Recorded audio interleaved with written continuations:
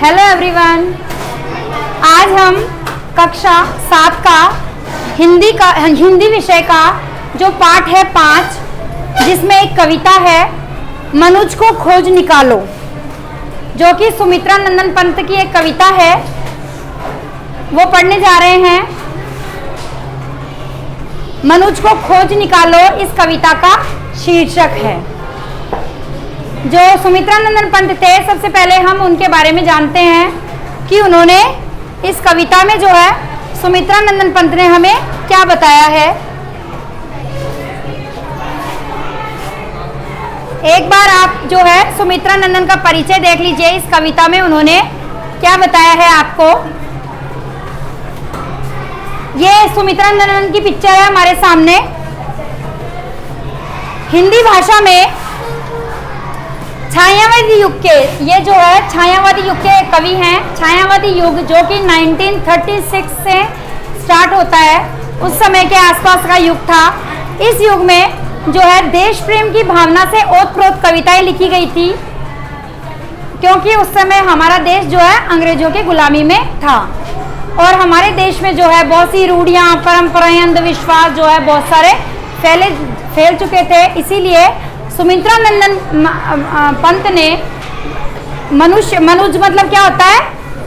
मनुष्य। तो वो एक ऐसे मनुष्य को खोज निकालने की गुहार इस कविता के माध्यम से कर रहे हैं, जो इस समाज में फैली कुरीतियों से बिल्कुल परे हो। इनके जो है कवि परिचय के बारे में हम देखते हैं। इनका जन्म 20 मई 1900 को उत्तराखंड के अल्मोड़ा स्थित खोसानी नामक गांव में जो है इनका जन्म हुआ था। जब वे 7 वर्ष के थे, सोचो 7 वर्ष का बच्चा कितना छोटा होता है, तो 2nd क्लास का बच्चा होता है। एक 2nd क्लास का बच्चा जैसे कविता लिखने लगे, वैसे ही वो भी जब 7 साल के थे तो वो कविता लिखने लग गए थे। एक तरफ जहाँ उन्होंने अपनी प्रारंभिक कविताओं में प्रकृति और सौंदर्य के रमणीय चित्र, रमणीय मतलब सुंदर, यानी कि जो है अपनी कविताओं में उन्होंने जब स्टार्टिंग की कविताएं लिखी तो उन कविताओं में उन्होंने प्रकृति जो नेचर है उसके बारे में और उसके सौंदर्य कि उसमें वो प्रकृति कितनी खूबसूरत है, इसके बारे में उन्होंने चित्र प्रस्तुत किए प्रकृति के। वहीं दूसरी तरफ छायावादी युग की तो विशेषता ही है कि वो प्रकृति चित्रण जरूर करते हैं अपनी कविताओं में। वहीं दूसरी तरफ छायावाद की सूक्ष्म कल्पनाओं, छायावाद की एक विशेषता है कि वे छोटी छोटी जो कल्पनाएं होती है, जो एक साधारण व्यक्ति के मन में नहीं आ सकती है, एक कवि ही जो है छोटी छोटी कल्पनाओं के माध्यम से हमारे सामने कविताएं प्रस्तुत करता है। तो इनमें ही एक नाम गिना जाता है सुमित्रा नंदन पंत का। वर्ष 1918 तक की उनकी कविताएं वीणा में संकलित है। वीणा जो उनका काव्य संकलन है, उसमें इनकी काव्य कृतियाँ संकलित है कविताएं।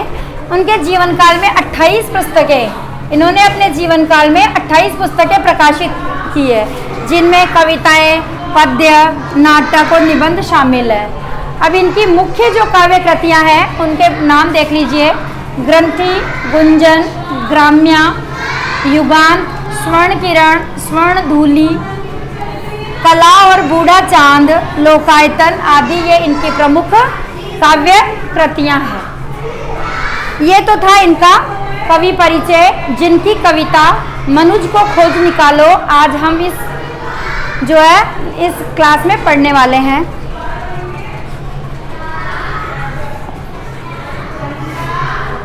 हाँ, अब आपके सामने ये कविता प्रस्तुत है। अब इसमें जो है कवि दिखाई दे रही है सबको। इस कविता में कवि जो है सारे भेदभाव को मिटाकर, ईर्ष्या द्वेष जो मनुष्य के अंदर होता है उससे ऊपर उठकर मनुष्य को जो है आगे बढ़ने की प्रेरणा दे रहा है। कि जो मनुष्य के मन में बैर भाव होता है एक दूसरे के प्रति, ईर्ष्या की भावना होती है एक दूसरे के प्रति, उनसे मनुष्य को ऊपर उठना चाहिए। अर्थात इन सब का त्याग करके हमें विकास के बारे में सोचना चाहिए। कवि चाहते हैं कि जो पुरानी हमारी जीर्ण शीर्ण परंपराएं हैं, जिनको हम एक जो है रूढ़ियों से ढोते आ रहे हैं, उनको जो है हम जबरदस्ती उनको ढोते चले जा रहे हैं, उनको हमें त्यागना होगा और नवीनता का संचार इस संसार में करना होगा। कहने का तात्पर्य है कि हमें पुरानी रीति रिवाज, रूढ़ियाँ जो हमारे समाज में व्याप्त है और एकदम जड़ तक घर कर गई है, उन्हें हम एक मनुष्य होने के नाते हम इन रूढ़ियों को जो है हमें त्यागना होगा। ये संदेश हमें इस कविता के माध्यम से कवि पंत जी देना चाह रहे हैं। सांसारिक दलदल के वैमनस्य से ऊपर उठकर, कि सांसारिक अर्थात जो सांसारिक माया मोह में जो मनुष्य पड़ा हुआ है और वो उसको सही और गलत का विचार नहीं है, तो ऐसे दलदल से ऊपर उठकर मनुष्य को सृष्टि की रचना करनी होगी। और ये सब करने वाला कौन है? मनुष्य है। तो यही बात हमें इस कविता के माध्यम से पंत जी सिखा रहे हैं। अब देखिए कविता, देखिए आप। आज मनुष्य को खोज निकालो, जाति वर्ण संस्कृति समाज से मूल व्यक्ति को फिर से चालो। आज मनुष्य को खोज निकालो। मनुष्य क्या है? मनुष्य का क्या अर्थ हुआ? मनुष्य। तो कवि हमें कह रहे हैं, कवि सुमित्रानंदन पंत हमें कहते हैं कि जो मनुष्य है, हमें जिस मनुष्य की हमें तलाश है, आज हमें उस मनुष्य को खोज निकालना होगा। जाति वर्ण संस्कृति समाज से मूल व्यक्ति को फिर से चालो। कहने का तात्पर्य है कि जो व्यक्ति जाति यानी जो जातिगत भेदभाव कर रहे हैं, वर्णगत उनमें भेदभाव है, गोरे काले का भेदभाव है, संस्कृतियों में भेदभाव जो है हमारे देश में, समाज में जो भेदभाव फैला हुआ है, ऐसे समाज से जो है हमें मूल व्यक्ति को, मूल व्यक्ति किसको कहा गया है? जिस व्यक्ति में ये सब विकार ना हो, अर्थात जो व्यक्ति इन सब से परे हो, उस व्यक्ति में ये जातिगत भेदभाव, जाति वर्ण संस्कृति और समाज के आधार पर उसमें कोई भेदभाव ना हो, ऐसे व्यक्ति को हमें खोज निकालना है। इसीलिए पंत जी ने इस कविता का शीर्षक क्या दिया है? मनुष्य को खोज निकालो। वो कैसे मनुष्य को खोज निकालने की बात कर रहे हैं? जो जाति वर्ण संस्कृति और समाज से ऊपर हो, इन सब से परे हो, अर्थात उसके मन में इन सब के प्रति कोई भेदभाव ना हो। हमें ऐसे है मनुष्य, चलो हमें उस मूल व्यक्ति को हम फिर से खोज निकालें। देश राष्ट्र के विविध भेद हर, धर्म नीतियों में समत्व भर, रूढ़ि रीतिगत विश्वासों की अंध यवनिका आज उठा लो। देश राष्ट्र के विविध भेद हर, विविध क्या होते हैं? अनेक, विविध प्रकार के अर्थात नाना प्रकार के, यानी अनेक प्रकार के जो हमारे देश में, हमारे राष्ट्र में जो अनेक प्रकार के भेद हैं, उनको हम हर लें, अर्थात उनको विविध भेद हर, उनका त्याग कर दें, उनको हर ले, अर्थात उनको मिटा दें। हमारे देश में जो व्याप्त विविध प्रकार के भेदभाव हैं, जैसे जाति से रिलेटेड, जाति वर्ण समाज संस्कृति, इन सब में हमारे देश में जो भेदभाव किए जा रहे हैं, उन सब भेदभावों को हमें हर लेना होगा, अर्थात उनको मिटा देना होगा। धर्म नीतियों में समत्व भर, और धर्म के नाम पर आपको पता है कि हमारे देश में जब हमारा देश आज़ाद नहीं हुआ था, तो धर्म के नाम पर कई जगह बहुत से लोगों को लूटा जाता था, हिंदू मुस्लिम के भेदभाव करके दंगे करवा दिए जाते थे। तो वो कह रहे हैं कि धर्म नीतियों में, कि जो धर्म की नीतियां हैं, सब धर्मों को अलग अलग समाज में ही सब लोगों ने धर्म के नाम पर बंटवारा कर दिया है, ये हिंदू है, ये मुस्लिम है, ये सिख है, ये ईसाई है। तो इस तरह से जो धर्म का जो बंटवारा हुआ है, उन नीतियों में हमें क्या भरनी होगी? किसकी भावना भरनी होगी? समत्व की भावना। समत्व की भावना का मतलब क्या है? समानता, समता। समता मतलब समानता है, तो हमें समानता की भावना से भरना होगा। जो धर्म के नाम पर हमारे देश में जो भेदभाव हो रहा है, उसको हमें मिटाना होगा। समानता, सब में समानता भरनी होगी। रूढ़ि रीतिगत विश्वासों की अंध यवनिका आज उठा लो। जो हमारे देश में रूढ़ि अर्थात जो हमारे देश में ऐसी अंध परंपराएं हैं जो प्राचीन काल से चली आ रही है और जो रीतियां हैं अर्थात एक परिपाटी बन गई है, ऐसे रीतियों को, ऐसे विश्वासों को जो कि रूढ़ियों के नाम पर, रीतियों के नाम पर आज तक चले ही आ रहे हैं, ऐसे अंधविश्वासों की यवनिका क्या होता है? पर्दा। तो जो अंध पर्दा अर्थात जो ऐसा अंधा पर्दा हमारे समाज के लोगों की आंखों पर पड़ा हुआ है, हमें उसको आज उठाना होगा। जो लोग प्राचीन काल की रूढ़ियों से, रीति रिवाजों को मानते आ रहे हैं, चले जा रहे हैं, उनका कोई औचित्य नहीं है समाज में, लेकिन फिर भी हम उनको रूढ़ियों के हिसाब से हम चले जा रहे हैं, ढोते आ रहे हैं। हमें ऐसी अंध यवनिका को अर्थात जो हमारी आंखों पर अंधा पर्दा पड़ा हुआ है, उसको हमें आज उठाना होगा और हमारे देश में जो रूढ़िगत परंपराएं, रीति रिवाज है, अंधविश्वास है, उनको खत्म करना होगा। भाषा भूषा के जो भीतर, श्रेणी वर्ग से मानव ऊपर, अखिल अवनी में रिक्त मनुज को केवल मनुज जान अपना लो। अब इसमें सुमित्रा नंदन पंत हमें कह रहे हैं कि भाषा भूषा के जो भीतर, श्रेणी वर्ग से मानव ऊपर। अब हमारे देश में रूढ़ियों, रीति रिवाजों के नाम पर ही नहीं, वेशभूषा के नाम पर, भाषा के नाम पर, भूषा यानी वेशभूषा हो गई, और एक तरह से उनकी जो है बोलचाल, पहनावा, भाषा जो हमारी लैंग्वेज है, उसके आधार पर से ऊपर है भेद। अगर वेशभूषा, हमारा भारत इतना बड़ा है, उसमें जो है इतने राज्यों में अलग अलग लोग रहते हैं, अलग अलग संस्कृति मानते हैं। वो मराठी वाले मराठी बोलते हैं, उनका पहनावा अपना है, लेकिन है तो वो इंडियन ना।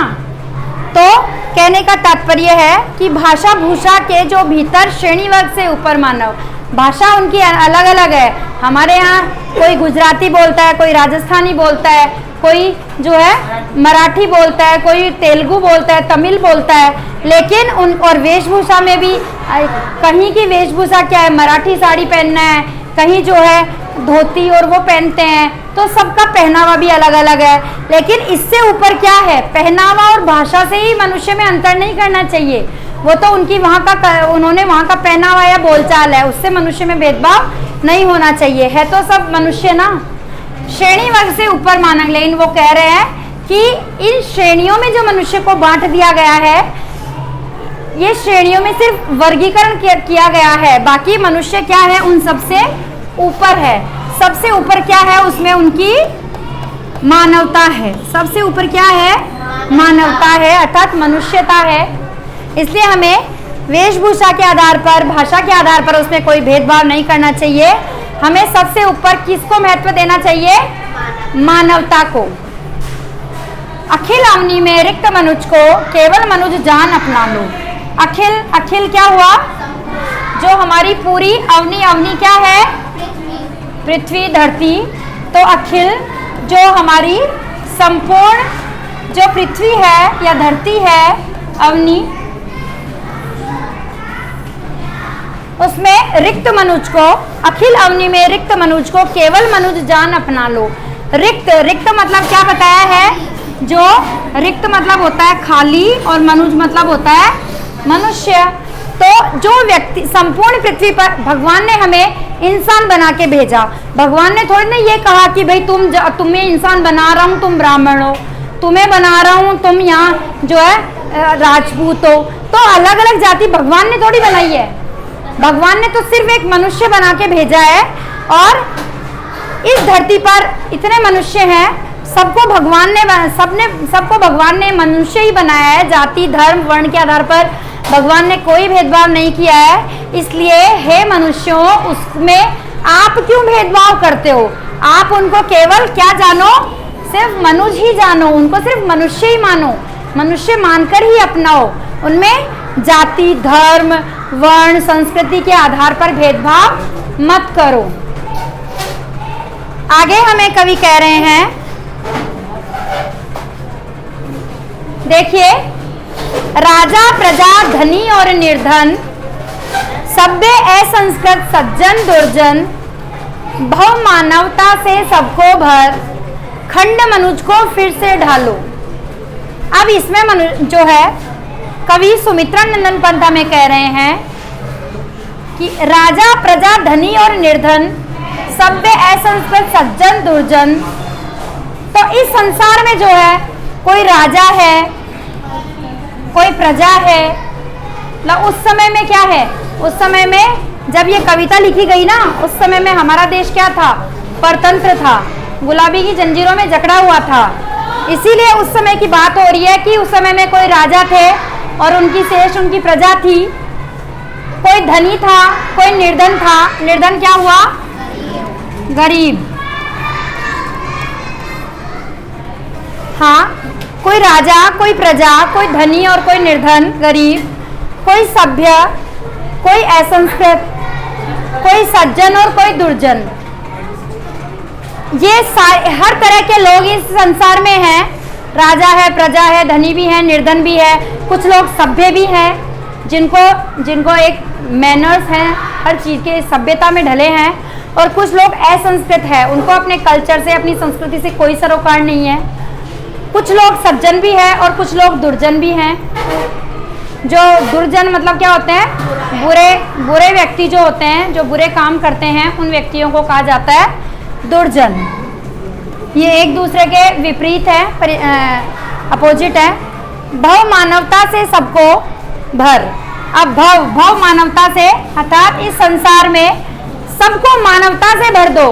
अर्थात उनमें सर्वोपरि क्या होनी चाहिए, मानवता को क्या बताया है, सर्वोपरि बताया है कि हमें जो है सारे जो ये जाति, वर्ण, लिंग, ये इनके आधार पर जो भेदभाव हो रहे हैं, इनसे ऊपर हमें उठकर किसको महत्व देना चाहिए, मानवता को। तो ये कहा है भव मानवता से सबको भर, कि हमें पूरे संसार में सिर्फ मानवता का प्रचार करना है। एक मनुष्य ही मनुष्य के काम आ सकता है।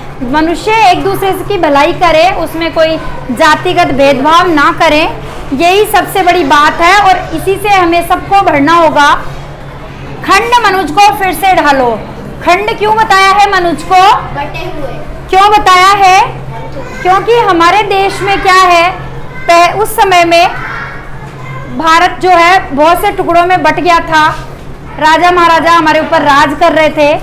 तो वो कह रहे हैं कि खंड मनुज, जो मनुष्य है एक तरह से धर्म, रीति, इनके आधार पर बढ़ चुका है।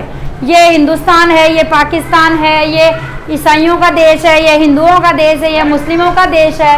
हाँ बोलो। ये समाज नहीं बनाए ये सब। प्राचीन काल में जब हमारी पृथ्वी मतलब हमारी पृथ्वी पर मनुष्य जन जब पैदा हुए, जब हमारी पृथ्वी पे अवतरित हुए, उस समय में धीरे धीरे पहले ऐसा कुछ नहीं था। आदि मानव में कोई भेदभाव नहीं था। वो तो जंगलों में रहते थे और आपस में जो है कोई उनके ऐसा भेदभाव नहीं था कि भाई तुम इस जाति के और मैं इस जाति का हूँ। लेकिन धीरे धीरे जैसे जैसे मानव जाति विकसित होती गई, उनमें धीरे धीरे जब वैदिक काल आया तो 4 जो है वर्णों में बट गया। भाई ये ब्राह्मण, क्षत्रिय, वैश्य, शूद्र, इस तरह से 4 वर्गों में बट गया समाज। और धीरे धीरे जैसे जैसे डेवलपमेंट होता गया, धर्म, जाति, वर्ण, इनके आधार पर समाज बढ़ता चला गया और आज तक बटा हुआ है। तो वो कह रहे हैं कि इन सब जो है बंटवारा जो है हमारे देश का हुआ है। खंडित मनुष्य, अर्थात मनुष्य के टुकड़े किए जा चुके हैं। टुकड़े का मतलब हो गया कि धर्म के नाम पर उनको बांट दिया गया, जाति के नाम पर उनको बांट दिया गया, वर्ण के नाम पर उनको बांट दिया गया। तो इस तरह से मनुष्य जो है उसका इतने तरीके से वो खंडित हो चुका है। इसलिए वो फिर से कह रहा है कि हम कोई खंडित कोई चीज़ हो जाती है तो उसको क्या करते हैं, सांचे में फिर से ढाल देते हैं, तो फिर से वो वैसे वापस जुड़ जाती है ना वो चीज़। इसीलिए इसको कहा है कि जो मनुष्य है उसमें जो है जातिगत, धर्म, इन भेद आधार पर जो भेदभाव हो रहा है, उसके आधार पर मनुष्यता बट गई है। तो हमें मनुष्य को फिर से उस जातिगत भेदभाव से परे होकर मनुष्य को फिर से किस में ढालना होगा, मानवता में। मानवता से उसको ढालना होगा, तभी ये समाज जो है उन्नति कर पाएगा। तभी हमारा भारत देश जो है एकजुट होकर एकता के बंधन में बंध पाएगा। इसीलिए कहा गया है वसुधैव कुटुंबकम। सारी धरती क्या है? हमारा एक परिवार है। सारी पृथ्वी को परिवार मानना होगा, तभी हमारा देश जो है, ये खंडित मनुष्य है, तभी वो वापस से एकजुट होकर रह पाएंगे। इसलिए हमें जो है इस कविता के माध्यम से सुमित्रा नंदन पंत समझाना चाह रहे हैं कि मनुष्य को एक दूसरे से में कोई भेदभाव नहीं करना चाहिए, सबको समान भाव से रहना चाहिए। अब हम इसके कुछ शब्दार्थ देख लेते हैं। देखिए आपके सामने है,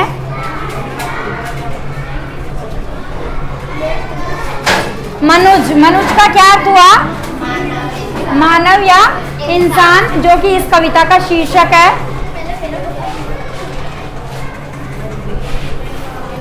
समत्व का क्या मीनिंग है? समता और बराबरी। समत्व मतलब समानता की भावना, जिसमें बराबरी की भावना हो। अखिल अवनी किसको बताया है? संपूर्ण। अखिल यानी समस्त और अवनी यानी धरती।